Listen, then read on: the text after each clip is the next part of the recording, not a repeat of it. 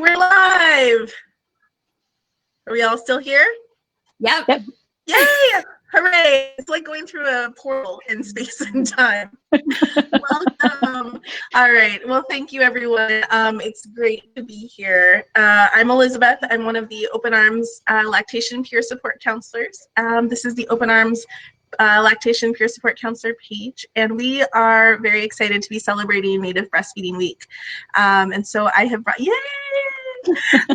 So I talk a lot on these things, so I'm really going to step back a lot today because I'm really excited about our special guests. So we have here today Tiara Andrew, who is an Indigenous breastfeeding counselor and a mother of 7, and we have Camie Goldhammer, who's a social worker, IBCLC, creator of Indigenous breastfeeding counselor training, and like 10 million other things I can't introduce you well enough.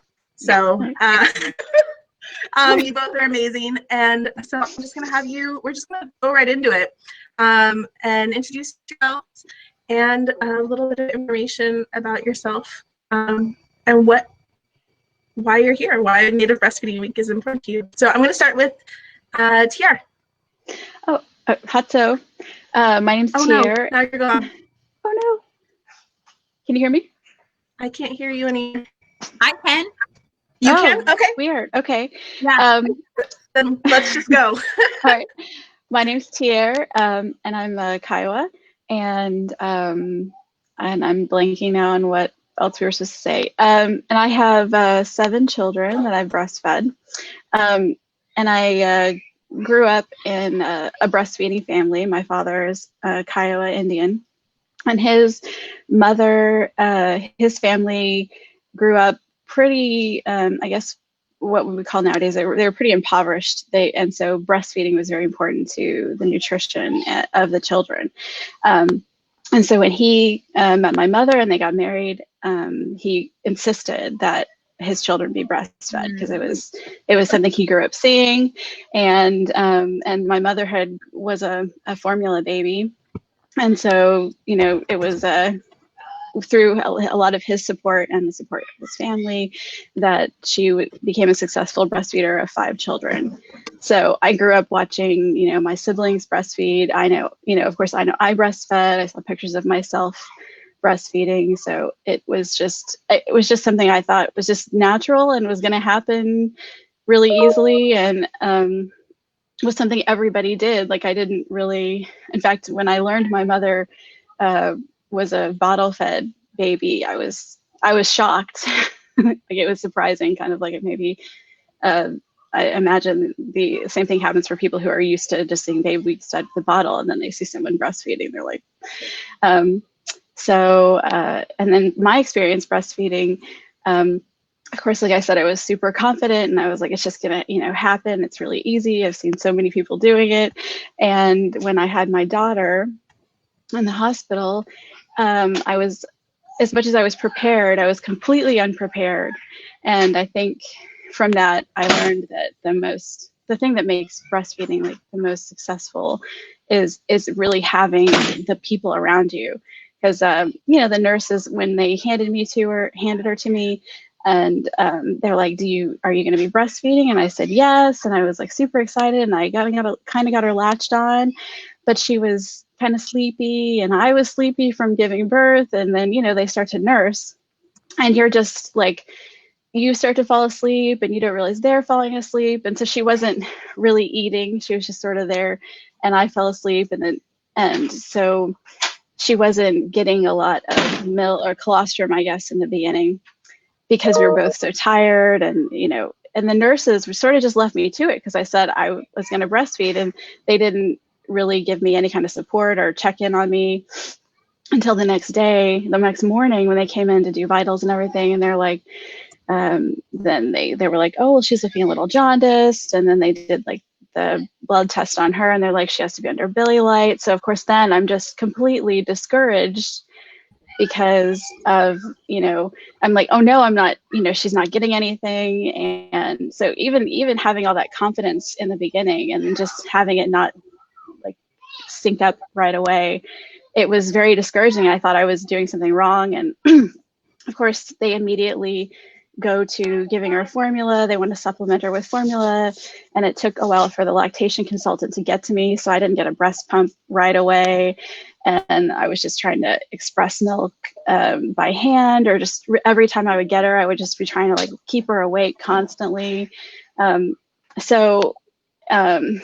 it was really, since I had given birth in a state away from my family, it was just really hard to, or not a state, but a city away from my family. It was just, I didn't get the same support. It was all over the phone, but they were really unable to they weren't able to keep me awake maybe when I was feeding her, or help me, give me other tips how to hold her. And like I said, it wasn't until the lactation consultant got there like a day and a half later or more that she was at least really nice, and she helped me, she helped me sit up and get in a position. And so it's definitely, even at home, having somebody there to bring you things, help you situate yourself. Just, I mean, that's I don't think even if it makes breastfeeding so much more successful when you have all that help.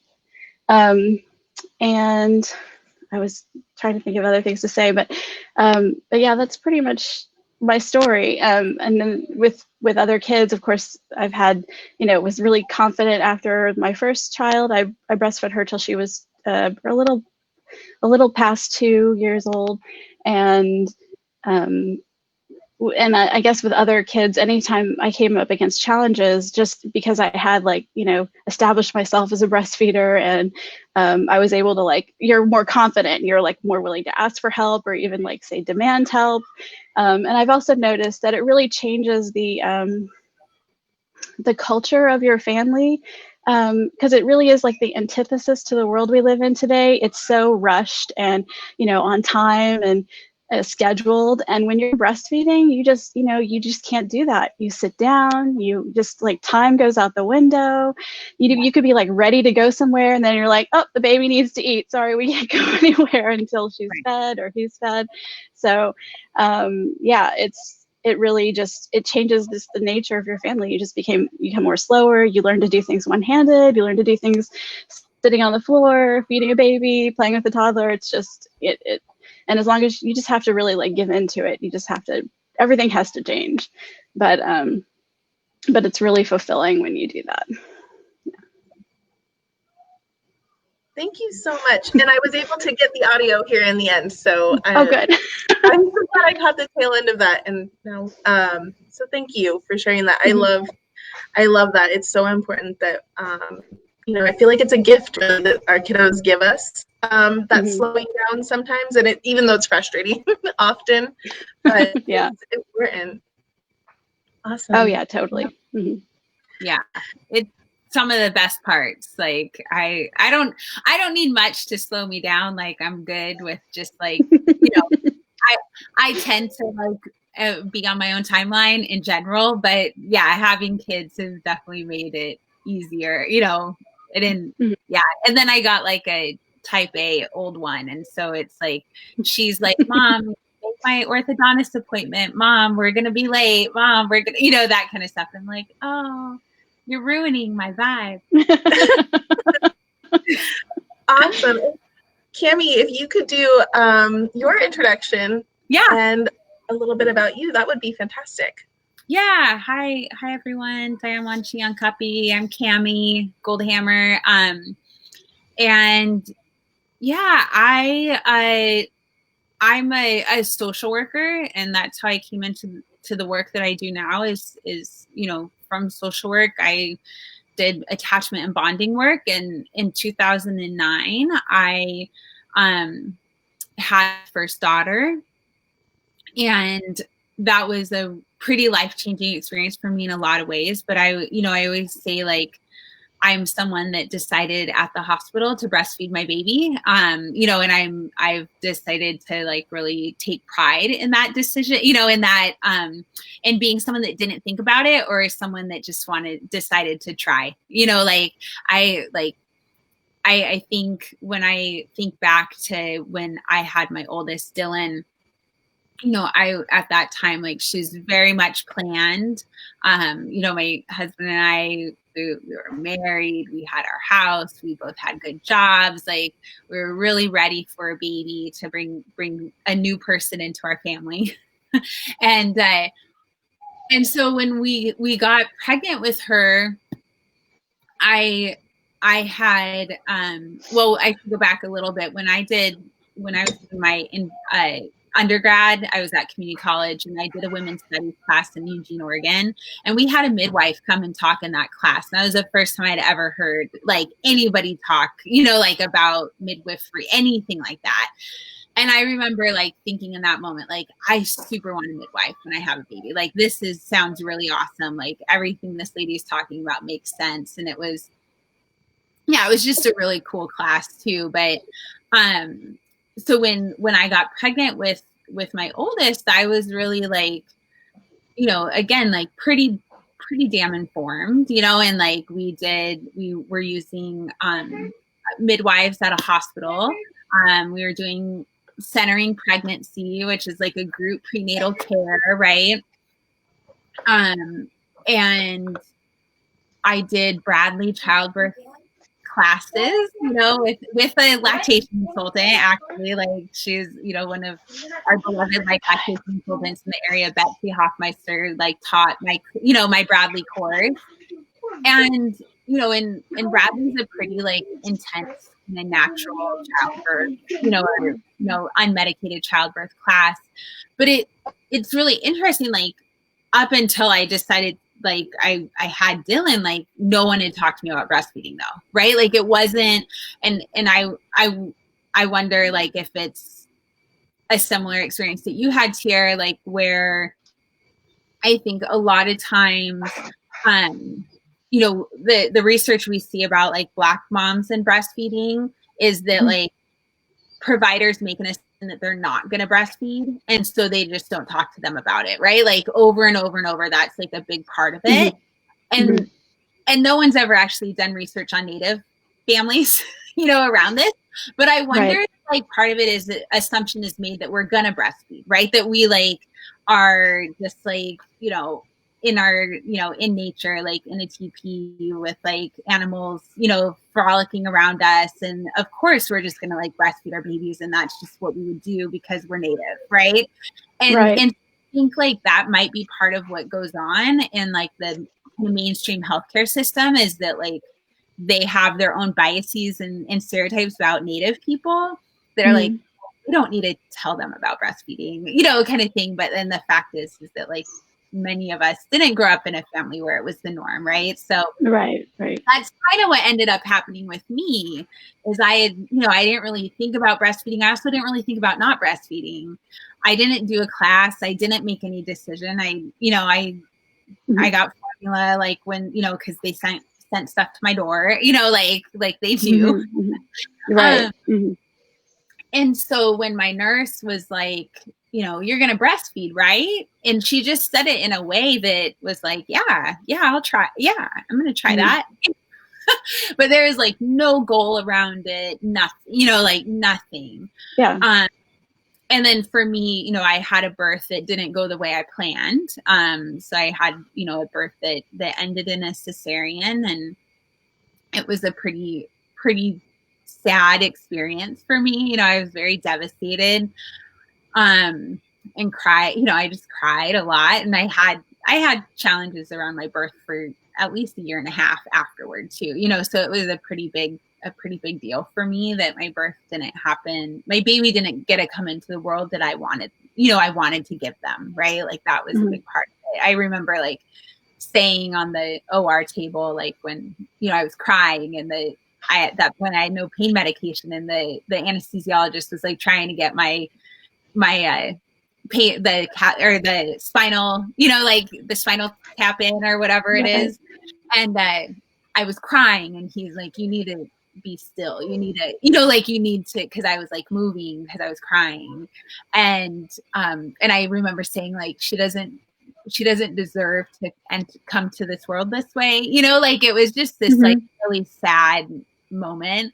But then of course it came out, it was just so awesome. And she went to the breast right away, because I had this really incredible nurse who, Mm-hmm. really advocated for me, and we got to spend 2 shifts together because I was there for 24 hours, right? So I had her for like a whole 12-hour shift, and then she came back for my birth. For my birth, I got her again, and so we had, kind of like connected over that time, and she would talk to me a lot about breastfeeding when she'd come and check on me, and see where I'm at with it, because I was induced. And anyhow, like when Dylan latched on in the OR, I mean, it was just like this otherworldly experience for me, where we did like I say, like in our culture, in Dakota culture, we kind of, in many Indigenous cultures, have this belief that like we go to the stars to like bring our babies, bring our babies to Earthside, and I say, like, my interpretation of our experience when we breastfed for the first time was that, like, because she was born surgically, like, I didn't go to the stars to bring her, like, I didn't go there, right? I didn't get to that point. And so when I nursed her for the first time, that's when I made her my daughter, right? Like, that was like this moment where, like, we went to this other realm, and it was just this really powerful experience where I was like, oh my God, like, this is everything. Like, this is everything. And like, how have I not seen this before? How have I not been taught about it before? Like, I mean, it was just this instant love of breastfeeding. And I always say, like, that experience, I'm so grateful, one, that my first breastfeeding experience, I've had very easy breastfeeding experiences, both of my kids, right? And as an LC, I know that is not the norm.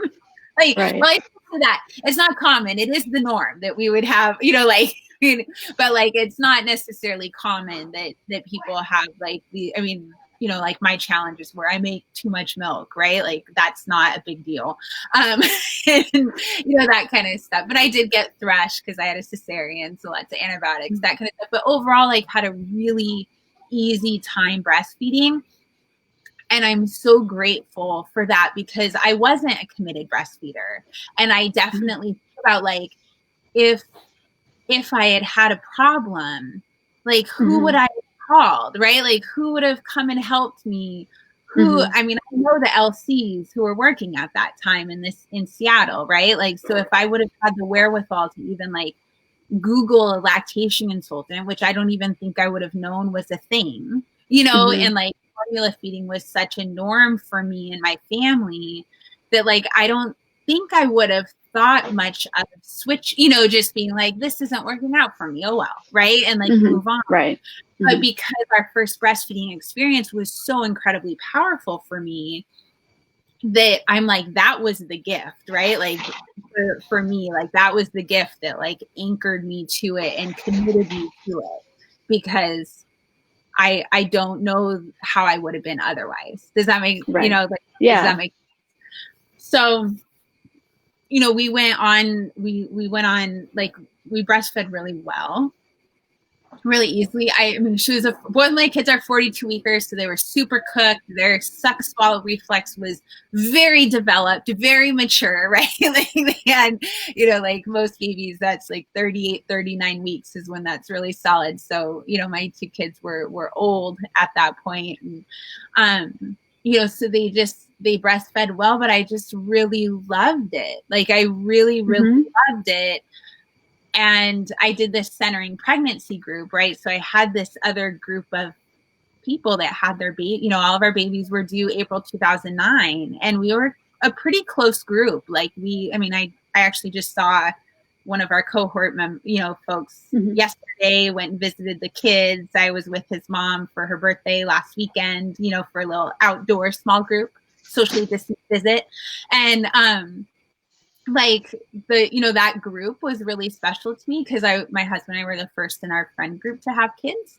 And so we didn't, I didn't have anyone that I could really talk to about it. No one in my family had breastfed, for generations.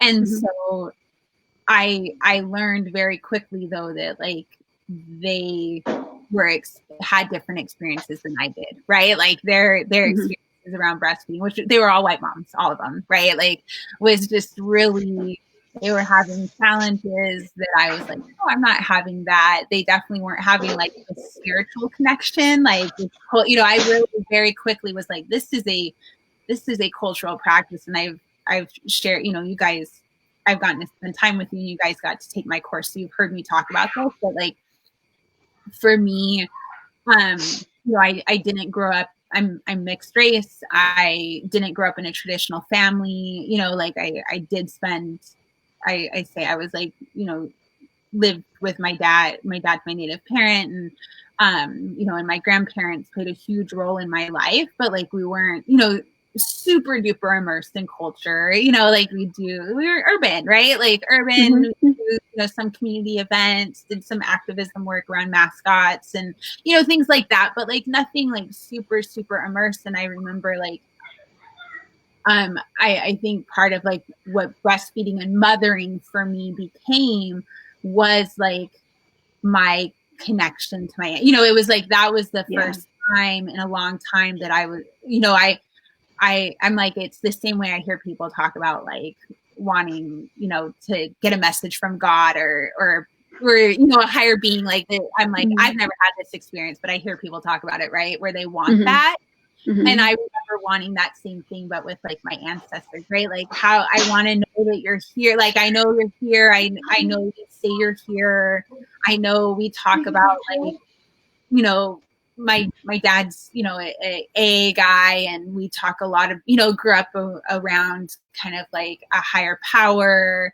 Nature was the big part of that for us, you know, that kind of thing. But I still like didn't really like have that concrete experience of like, I know they're here. I'm like, I know in my head, yeah, like of course, like their energy is in the animals and the plants and the, you know, and our all of our relatives on Turtle Island, but I never like felt it, you know, like in my heart. Does that make sense? Like that difference. And so like when I became a mom, I was like, oh, you know, like there they are, right? Like they're here now. And I feel like everything I was doing it so instinctually.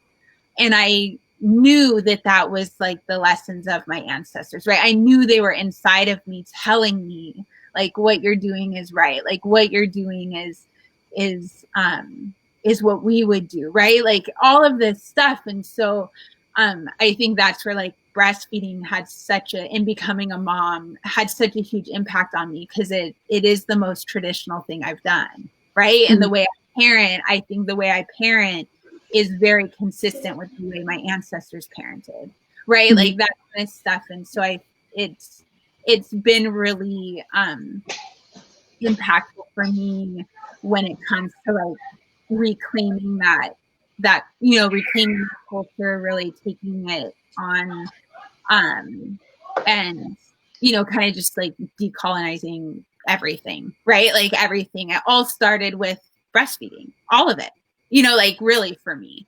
So yeah. That's awesome. Thank you, Camie. It's interesting because I've heard you talk obviously 1 million times, and we're instrumental in my kind of my exploration too of breastfeeding and heritage and culture and tradition. And so, but I hadn't heard you say it quite like that. And now that you work with so many other Indigenous nursing people, I'm curious if you feel like that's a pretty common experience for those of us who grew up like mixed race or with like loss of tradition. Do you run into that a lot? You know, I think I do. I mean, and sometimes that has to be prompted, right? Sometimes like, you know, and with the families that we work with, whether that's at Daybreaks or Doulas, or just like in the work I do, you know, the community work I do outside of the doula program around breastfeeding, like sometimes, I think for a lot of folks, like they don't even know, you know, like they don't even know what they're feeling. And then, you know, I've had it happen many times where we've been doing a training and we talk about this. And then, you know, you can just tell light bulbs are going off, right? Like you were like, oh, that is what I experienced. That is how I feel about it. Like I hadn't thought about it that way. And that's, you know, and that's part of I think the importance of things like Native Breastfeeding Week, things like Black Breastfeeding Week, and diversifying the imagery and the stories and the construct around breastfeeding, because for too long, those stories have been very, like white centered, right?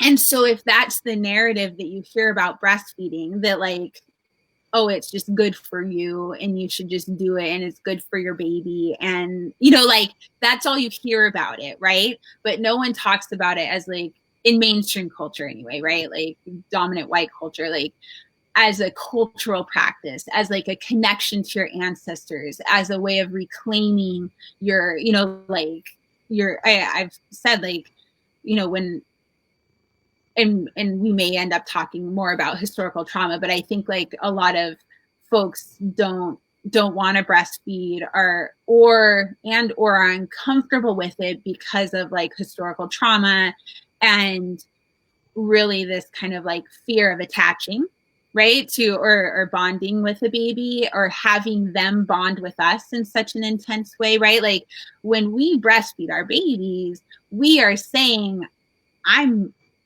here for you, right? Like I'm the only one that can do this, right? And I know that yesterday we had a conversation about wet nursing and co-nursing and milk sharing and stuff like that. But in general, like when it comes to breastfeeding, like we are making claim to like, I'm going to be here for you in the long run, right? Like I'm going to be here and feed you for a really long time. I'm the only one who can do that, right?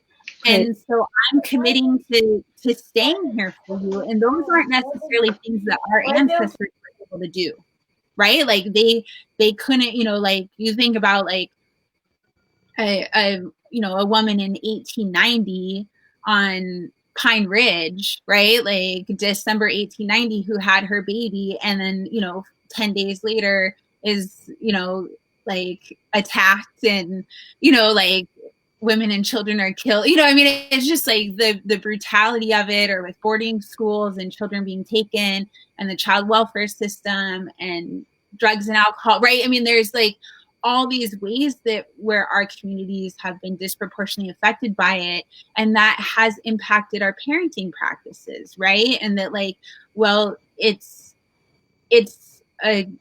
seen as like a protective to have other people be able to feed your baby, right? It's protective to have other people who can like comfort your baby and raise your baby, right? Like that kind of stuff. And when we like take on breastfeeding, we're saying like, actually like, no, I believe that I'm going to be here for you, right? You're not being taken away from me, and I'm not being taken away from you. But that's hard, right? Like that's really hard. And I think that most people, that's very much in the subconscious, right? Like they don't even realize it. And then when we start talking about it, like, tell me more, right? Like, tell me more about why you don't want to breastfeed, right? Like what's up with that, and then then you're like, oh, there's a lot more deep, like stuff going on there. And so, I think like when I do intakes for the doula program and talk to pregnant people who are choosing to parent, because we do serve people that, are terminating pregnancies and stuff like that. But for, a majority of our clients are choosing to parent and have their babies. And, a lot of them are like, I just want to be like around other Indigenous people. I want to be around Indigenous women. I want them in that space. We've had a lot of people in the last few months with coronavirus call, and do intakes because they were going to have their mom or their sister or their auntie or someone at their birth, and now they can't. Right now it's one support person and a doula. It's not two support people, right? Like it's one support person and a doula. And so they're like, well, I can't have the baby's dad not be there, right? But I also like can't not have my like native mother there, right? Like that kind of stuff. And so the Daybreak Star doulas like that's what they want. They're like, we want that Indigenous female energy in that space. I want to connect, connect in that deeper way. And, and I think too, and then I'll stop talking, but I think too, like when you start having your, children, like you do kind of evaluate what's important, right? And like what you want to pass down to them. And you think about the things that you maybe didn't have, right? Like, or that you wanted or were missing. And I think for a lot of, especially like urban mix, like Indigenous people, that culture is always something that's there, right? Like that's kind of always something that like, oh, I wish I would have known more of that, right? Like I'm learning my language right now. Like I wish I would have learned my language. I'm 40, right? Like, and I'm just learning like Dakota now.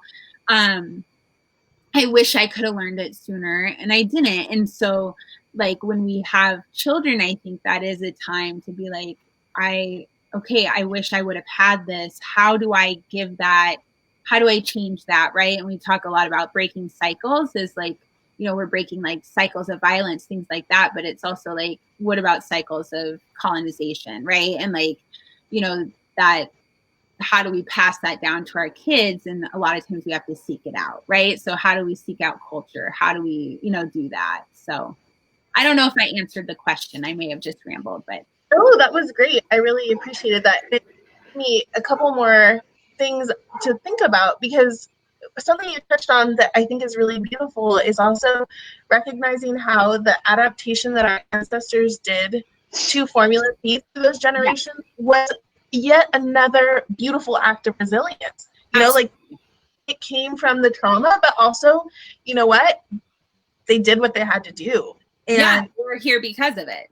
Absolutely. Right? I mean, many of us aren't here too, but like we are. Yes. Yeah.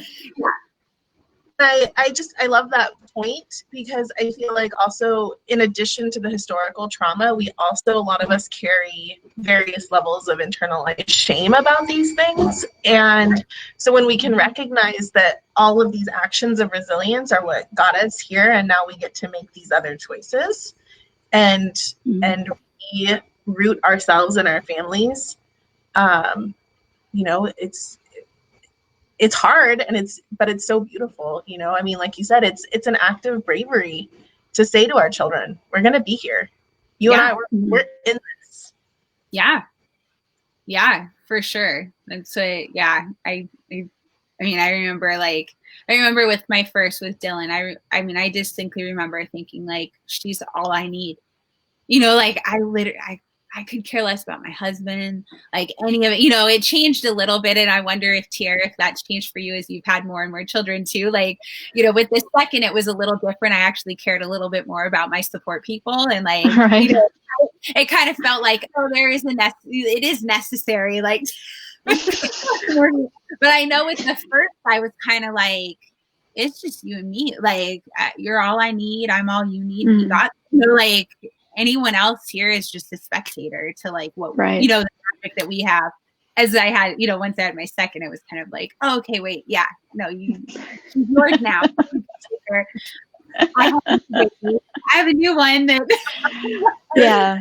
I think it was similar. I mean, I think there's always like a honeymoon period with the new baby, or with where you, and then you start to, see the bigger picture as as they get older. But yeah, they definitely are always like, yeah, it's just me and this kid. You can have the rest. Yeah. That's awesome. Yeah, it was. I had a, Camie, I've shared that I didn't necessarily. I was very unconnected, and like compartmentalized a lot of things leading up to having children. And with my daughter, I had a very similar experience, and I couldn't put the words to it, but I just knew it felt so important to me. And we had the opposite experience. We had a very hard time. Right.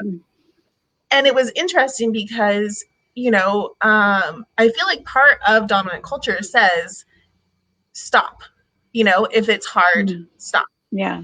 And I recognize that is absolutely the right choice for some people, but I also feel like sometimes there's a pressure to stop when it is not the right choice. 100%. Yes. And and I recognize to me that it was that reclaiming of that cultural practice, like we were talking about, and even that deepening connection to each other, because we went down the road of then, milk sharing and getting donor milk. Right. And all of that is also incredibly scary of like, now not only am I connecting to my child in this very deep and intimate way, I am also reliant on my community. Right. And I think it was kind of like being thrown in the deep end of this cultural practice, like, okay, good luck. Right. Now you are incredibly interconnected to this entire system that is new and scary, and ultimately so rewarding. But yeah, so I guess the question, I don't know if there's a question in there. That was just kind of a thought that came up. And Tiara, I'm so sorry. I missed the first part because I was having technical issues. But I was wondering, for both of you, because Camie, I know you shared a little bit, that you've kind of come into more traditional practices since becoming a mother. Tiara, has that been your experience as well, or did you grow up more traditional? I really don't know. I don't think we didn't grow up traditional. I mean, similar to Camie, we were urban. So we were, and my grandmother actually didn't like talking about being Indigenous in any way, shape, or form. I know, like I said, I know breastfeeding was a big part of our families, but it wasn't something that they like then attached to tradition. It was just something that we did, and you just do it. And I think that was part of like when I was in the hospital, like what you said about how easy it is to just make them just give up. And I think that was one of the hardest parts for me, because in the hospital they were just like, well, it didn't work out. You can just formula feed her. It just seemed like such an easy choice for them. And for me, it was like devastating. I was like, what? Like, I can't, what? It just seemed unquite. And so I had to, I remember feeling like it was a fight to get them to, at least the hospital staff and like the LC there, to support me so that I could go home breastfeeding this baby.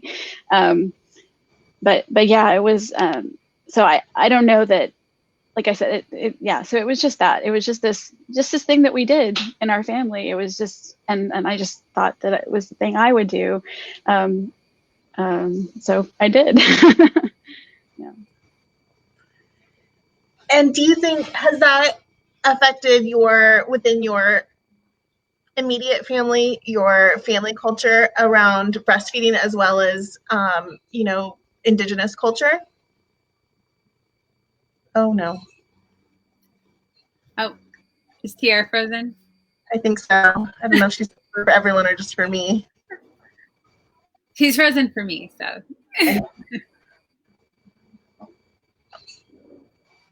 Oh darn. I'll try refreshing. I've discovered, for me, the root of most of my issues is I just refresh. Okay. There we go.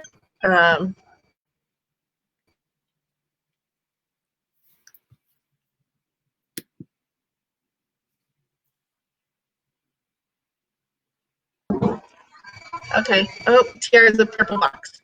All right. Well, hopefully she'll come back. Camie, are you here? You are. Okay. Can you hear me? Camie, can you hear me? Oh no. Am I?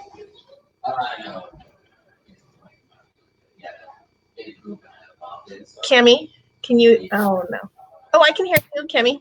No, you can't hear me again. Oh darn. Oh.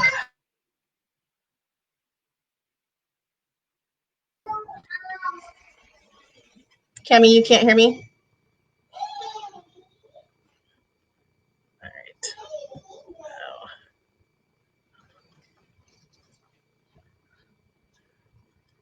All right. All right. Oh, it looks like I am still broadcasting. Oh, all right.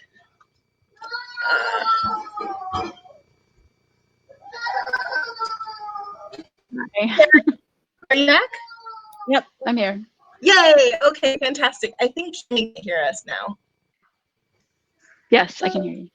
Okay, fantastic. So anyways, I was wondering if, let's see, we were talking about, so have you been reintegrating, and is it okay to ask about, like, if you have been reintegrating any other cultural practices, or how has that process been for you?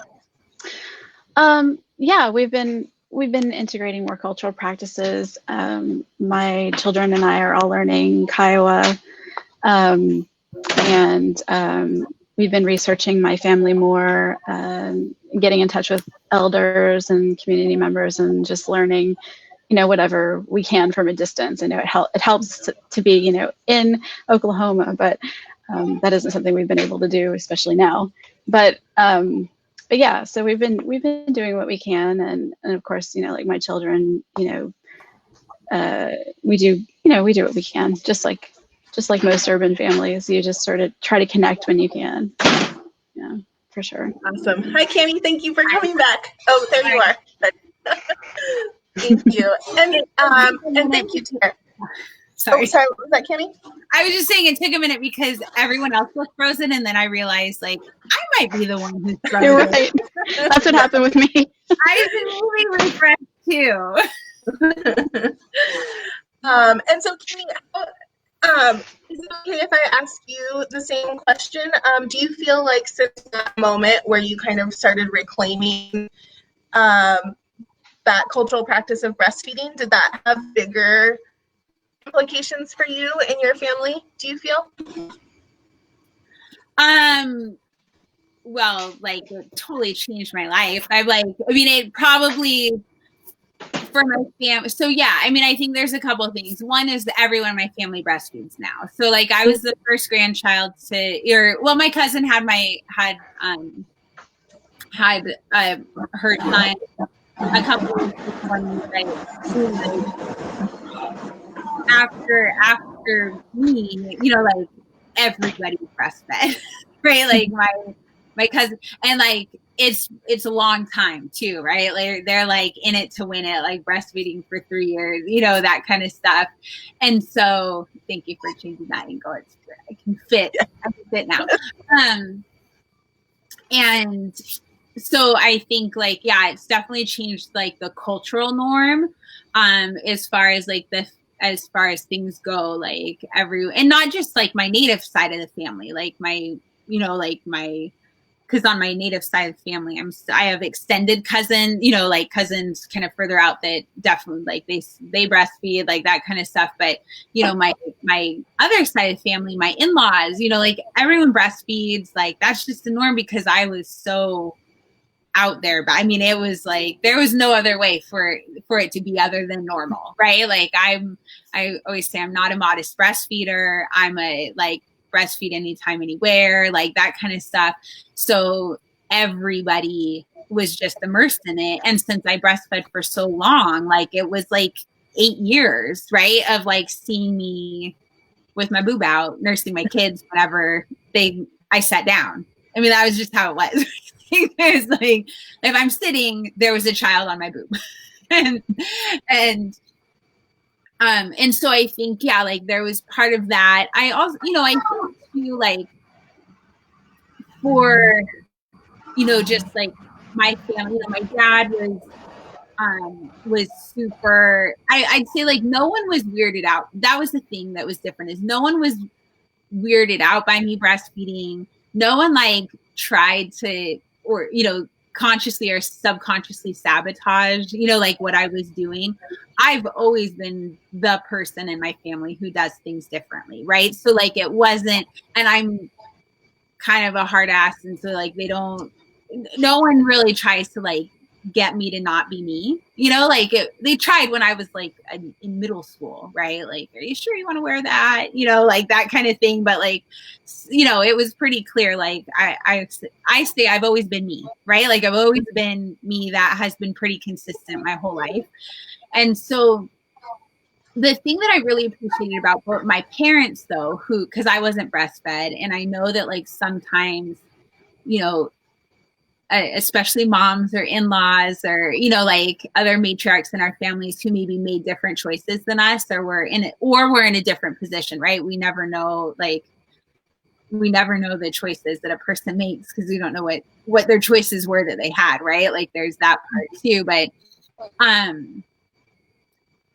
you know, sometimes like those matriarchs can be just for lack of a better word, like offended by their daughter or daughter-in-law making a different choice than them, right? Like it can almost feel like a affront to their, like, you don't think what I was a good enough mom, right? Like that kind of stuff. And I think those are those other deeper conversations that families need to have. And that's something that like we definitely do, like in the Indigenous breastfeeding counselor course, like when we have folks in the room that didn't breastfeed or, you know, are carrying some of that grief and guilt, you know, and shame around that, like we want to give them space to share that, right, and talk about it and grieve and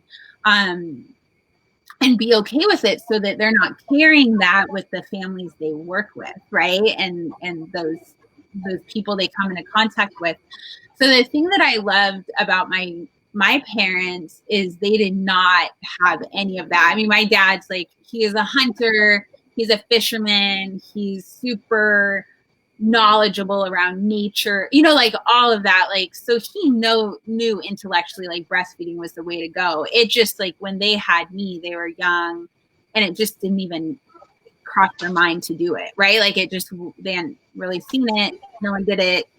And it was, you know, it was 1980 in the Naval Hospital. Like that was, you know, it was just like, you just bottle feed, you know, kind of thing.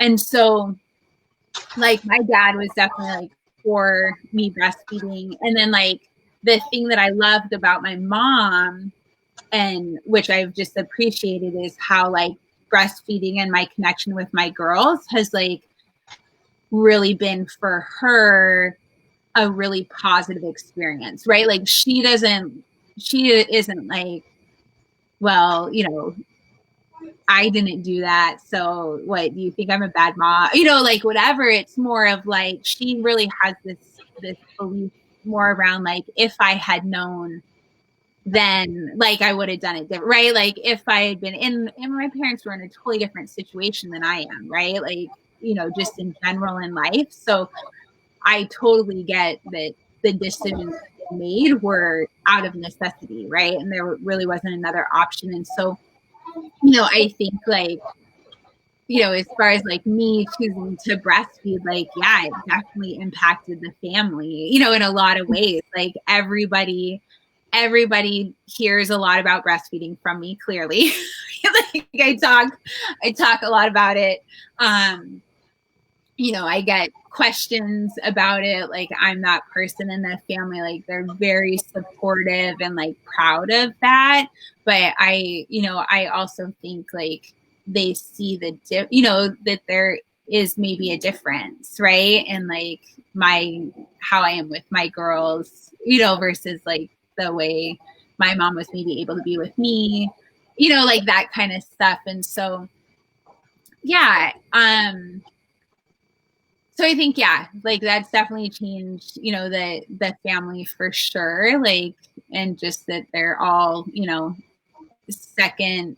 what would that be, like secondary, tertiary, like lactation consultants at this point, because they hear me, you know, like talk a lot about it. And, you know, it's just like, it's a big part of our life and our story. And, you know, for me and my girls, like it's a huge part for them. My little almost 9-year-old is, you know, like she wants a breastfeeding mask, me to make her a breastfeeding mask. She wears like, you know, got the boob bands, like she loves her breastfeeding shirts. Like she's just like, it's such a huge part of her story, you know, even though they both breastfed for 4 and 5 years. So they both breastfed for a pretty long time, but the youngest one definitely is like, it's a deep part of her being, you know, like in her story for sure.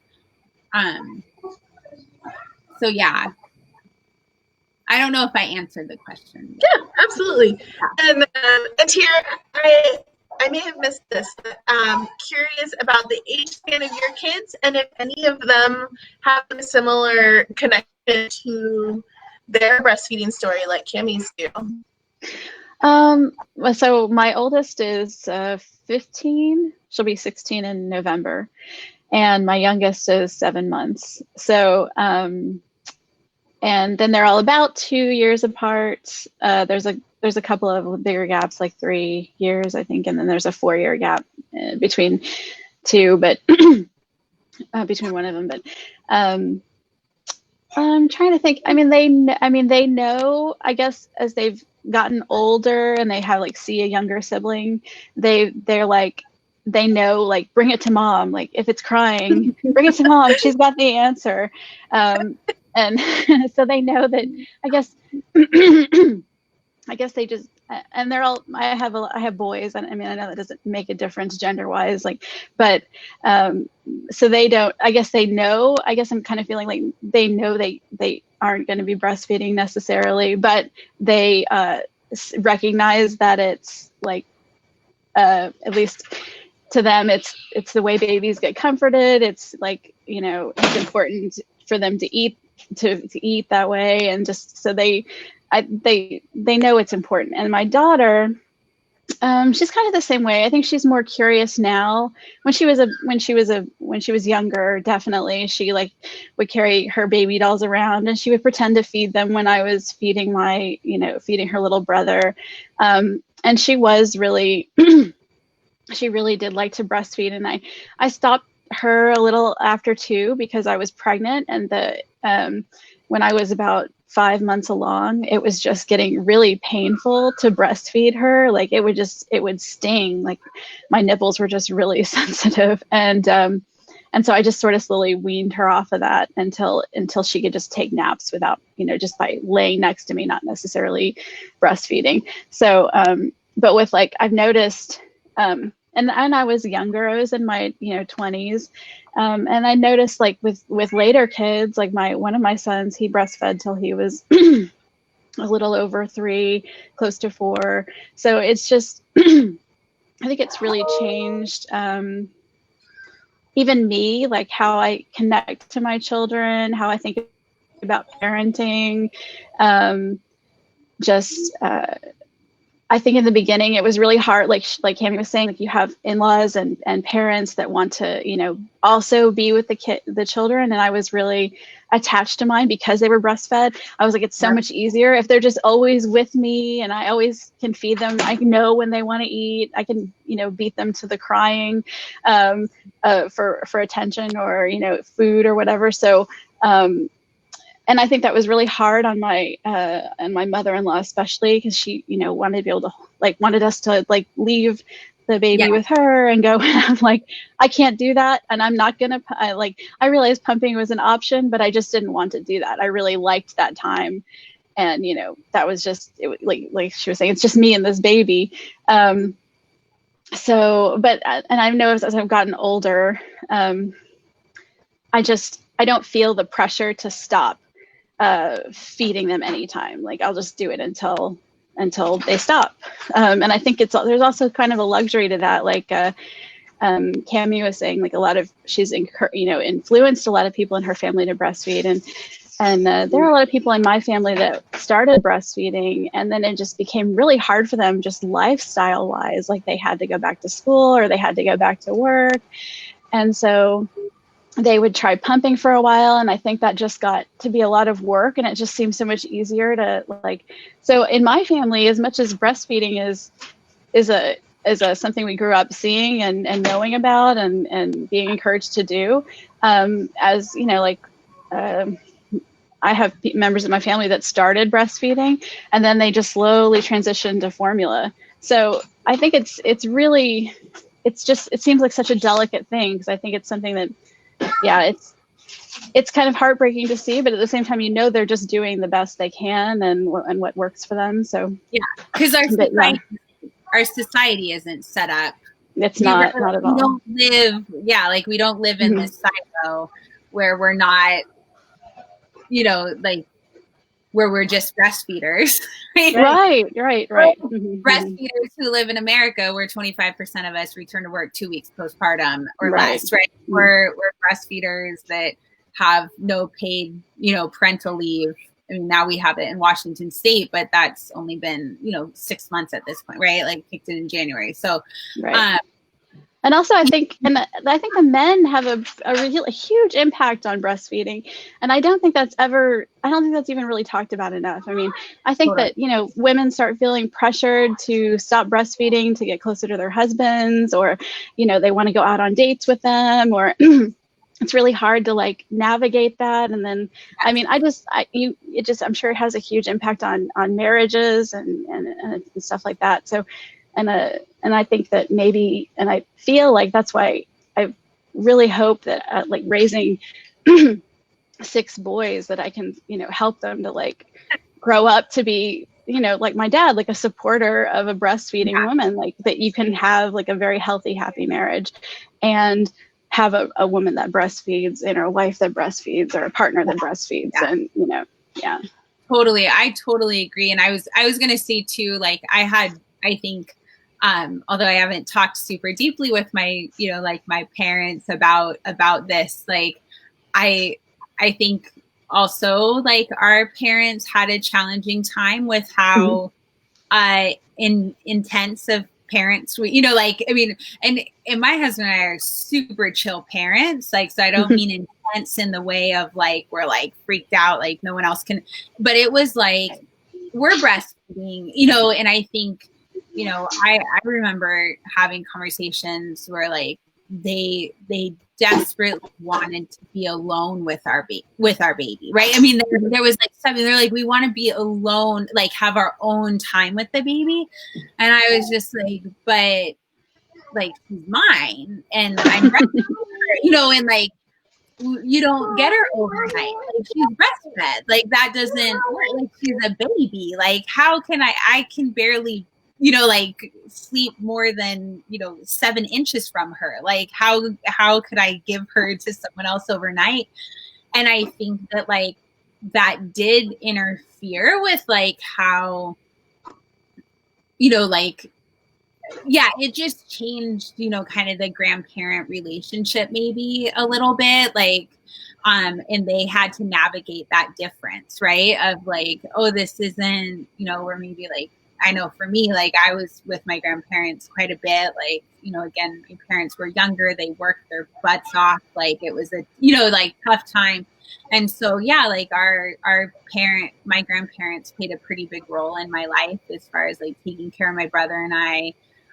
When we needed it, we'd spend weekends, summer, weeks with them, like with my aunties and my cousins, like that kind of stuff. And that is not an experience that my girls are getting until now, which is canceled because of coronavirus, right? They don't get to go to any of the grandparents' house for a week this summer, unfortunately, right? Like that's just how it is. But they didn't get that when they were littler. And I do think that was challenging, and kind of, I don't want to say interfered with their ability to like bond with the grandkids, but it was different than how they expected to bond with the grandkids. Right. And like it's just, yeah, I think it was hurtful probably. But I just was like, well, she's my baby. And then on top of that, we both were working full time. So I was like, no, I get to parent on the nights and weekends. Like that's when I get to be with my child because I'm away from her during the day. So I'm not going to give her to anybody overnight, because that was it. And so, yeah, like my oldest didn't go overnight until the day her sister was born. And I wanted her there, but her voice became very grating very quickly and she needed to go. Like when I was in labor. And so I was like, she needs to go out of this house. I can't hear her. And that ended up being her first overnight, and she was 2.5 years old. I had never not nursed her to sleep, never slept with her outside of my bed, never, like any of that. And it was just like, here, go to Gamma, you're going to spend the night. And she did fine, right? That's the thing, is they do fine. That's part of like breastfeeding, is we are actually like, I think a lot of times people think that the babies are too dependent on us. And it's like, that's actually not the case at all. They're actually like, their bond is so secure that they actually like are more secure with other people because of that, right? Because of what the effort that we put into it. But I was gonna say, like, with partners here, like as well, like I also think, I mean, I see a lot of partners undermining breastfeeding relationships without even knowing it, like knowing it. And I think like for my husband, we've been together since we were kids, so we know each other, like we had 14 years together before we had kids, right? And like, and it was a thing of like he just like knew it was my show, right? Like he's like, I'm just like, I'm gonna just do what you do. We agreed on certain things, right? Like fundamentals around parenting, like we're not gonna hit our kids, we're gonna, like there's these certain things, and anything else is like up to me, right? And so there was really like this step back in a really supportive way though, right? Of just like, yeah, like I know we're not going on dates. I know you're sleeping in a bed with the kids and I'm sleeping in the guest room, right? Like that, like there was like that kind of stuff, but it just worked because we also knew that there would be an end to this time, right? Like there was going to be a point like where we're at now where we don't have a baby and we're not going to have another baby. And we're, my girls are with my mother-in-law right now for 3 days, right? Because she's in our pod. So they get to see her, but, and like we get to have 3 days together, just hanging out and watching movies and stuff. And we knew that time would come back, right? That was like a big part of it. We knew that time would come back. And so those, really intense, I mean, we just have 2 kids. So it was a pretty like intense 5 years, right? Of parenting, where I was just like about my babies and sleeping with them and cuddling with them. And yeah, like, sure, it impacted like our relationship. I say like we were kind of on parallel, we were totally going to the same station, like on the, same path, like the same route. We were just kind of doing it different, like separately, right? Like that kind of thing. And so that kept us anchored together. But then like, it was just like, okay, and then we're going to get there and then we're going to be able to get back on the same train, right? Like that, does that make sense? I don't know. Because it is challenging and it's hard, I think for like, not everyone gets 14 years with a partner before they have kids, right? Like not everyone, like a lot of our families, like they're not even planning a pregnancy, right? Or they, didn't expect it, or they got pregnant like 3 months after they got together, or whatever. And so those things are really hard to navigate, like if, in a relationship, because as many good things we want to say about breastfeeding, like there are certainly challenges to it, right? That people that don't breastfeed don't experience. Right. Yeah. So, yeah. Well, especially when we look at breastfeeding as a cultural practice, there's so many other cultural practices that get claimed at the same time that we may not even recognize, like even the fact that we need to have our babies with us. As I've been more active in really Indigenous spaces, I've been so blown away by how welcomed babies are, because I felt like mainstream culture really demands that we separate our babies and our lives. Everything needs to be in these different boxes. And when you are exclusively breastfeeding, you just can't do that as much. I mean, yes, you can. Some people can, like pump and be away for 10 hours and come home. But it's another layer of like why it's so hard to maintain a breastfeeding relationship, because that isn't manageable. I'm so sorry. That's my 2-year-old in the background. When we hear about the challenges of like, wow, breastfeeding is so hard to do, it is because I feel like many of those barriers are simply colonization barriers, Totally. you know? And so by reclaiming our breastfeeding, we're also reclaiming that indigeneity of space, like of saying, you know what, I get to be with my baby. Yes. You know, this, I'm going to create this bubble and protect this. And I was recently in a class with Rand Madison, and I was like all frazzled about something, and I was like, I'm so sorry, I'm so late. And she's like, you're not late, you're on perfect ancestral time. And Right. It really hit me, and I was like, that's what our babies teach us, is to be on that perfect ancestral time. You know, right. that have with them. It's not that we are interfering or delaying their bonding with someone else. We're simply taking the time that they need when they need it, and then everyone else is going to be added to, you know, those roots to the tree. Absolutely. When it's time. Yeah. I totally agree with that 100%. I mean, I love Rayanne, and, you know, like, I've gotten to learn from her. I've gotten to teach her, you know, like, it's great. But I totally feel the same way. And I think of that. I mean, I remember having that conversation with my husband once when there was like some frustration about not being, you know, the kid needed the boob, you know, and like that sort of, and there was like some, you know, maybe inadequacy feelings or frustration with not being able to provide her the comfort because I was there, right? When I'm not there, they can do it, right? Like, they're like, oh, well, it's my dad. Like, I love you and you can come, right? But when I was there, you know, especially the first like 3 years of their life, right? If I was there, they wanted me, right? That's who they went to when they needed comfort. And so there was a moment, you know, a point of frustration around that on his end. And I remember saying something like, hey, like, this is our time. Like, there's, in a few years, like, there will be a time where they hate me for, you know, until they're adults. You know, like, if our girls are straight, every man will be compared to you. Every, you know, like you will be everything to them. This is my time right now. You know, like, you just need to chill out. Right? And stuff. And that was, you know, it was what needed to be said. But it was like, no, like, this is birth to 3. It's about this relationship and that security that I provide them, right?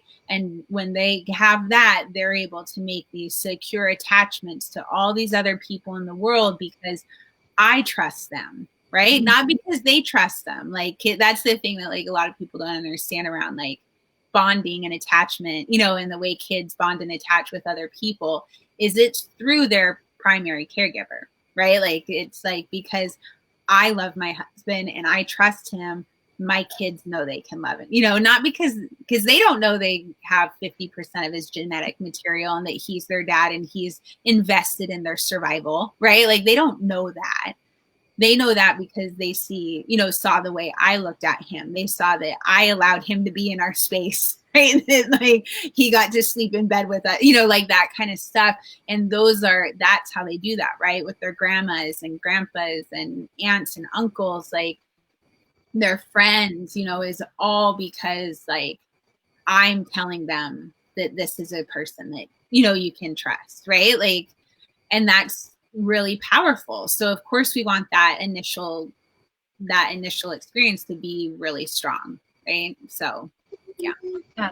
Awesome. Well, I, as always, speaking of perfect ancestral time, we've gone over our hour, and I appreciate your time, and I want to honor it too. So I just want to I see that we have some folks watching, so I just want to provide a little moment. Yeah, hi everyone. And so if anyone has any questions for Tiara or Camie, would love to see that. Otherwise, we can go ahead and wrap up. And I just want to say again, thank you, both of you, for coming on and sharing your stories and, you know, just all the work that has gone into Native Breastfeeding Week and that both of you guys are doing in the world as Indigenous people and, you know, people who are feeding babies and helping other people feed their babies and reclaiming this cultural practice. I mean, I get all choked up when I talk about it. Yeah. Well, it's pretty awesome. It is. It's the most awesome. And I am just always honored and floored to be in the company of all of you, you know, incredible people. So, Billy Bob says, this is so lovely. Thanks. Oh, Ceci. Hi, Ceci. Hi, Billy Bob. Vanessa, everyone. Thank you guys so much. All right. Well, we'll go ahead and wrap up so that you all can get on with your day. And Camie, I'm sure you have even more Native Breastfeeding Weeks things to go attend to. So much Native Breastfeeding Week. Yep. 2 more days. All right. Thanks, everyone. See you later. Thank you. Aho. Bye.